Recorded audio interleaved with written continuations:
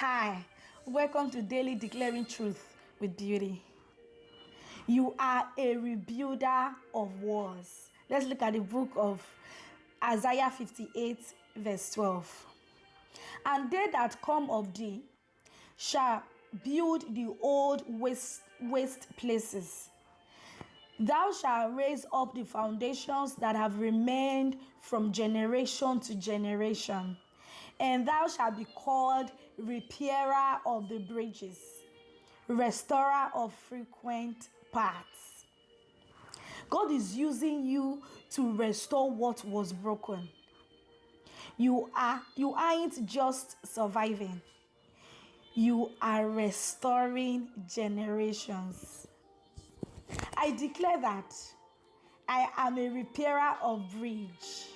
I restore hope. I rebuild foundations. And I walk in divine restoration. Rebuild with joy. Keep declaring God's word over your life until I come your way tomorrow. Subscribe, like, and God bless.